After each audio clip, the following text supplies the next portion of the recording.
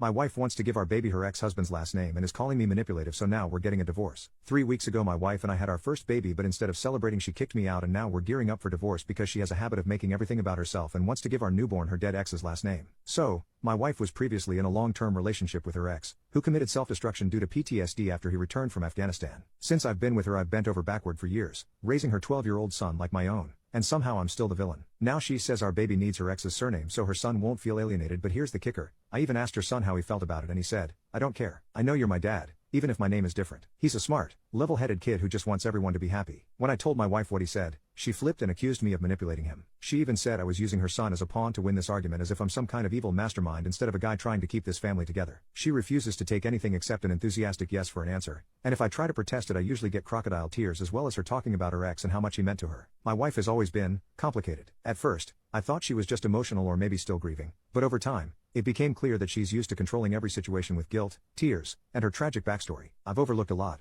more than I probably should have. When I suggested counseling she flat out refused and yelled at me. I carried the baby and I pushed her out so I get the final say. It was also her idea for the baby's first name to be the feminine version of her ex-husband's name. It's like she's building a shrine to him and using our daughter as the final piece. We're supposed to register the baby's name next week and time's running out and I'm done being ignored. 5 days ago, after yet another screaming match, I told her, either the baby gets my last name, or we're done. She called me manipulative and unfair, but I've reached my limit. I told her, if you want your dead ex to raise our daughter, go ahead. I'm out. That was the moment I saw the mask slip. She called me a monster, said I was backing her into a corner. I don't care anymore. I called a lawyer, and she overheard. Now she's spinning the story to anyone who will listen, painting me as the controlling, emotionally abusive husband who's forcing her to erase her past. But what about my future? What about my daughter's future? How is it fair that she gets to decide everything while I'm just supposed to nod along and watch my identity as a father be erased?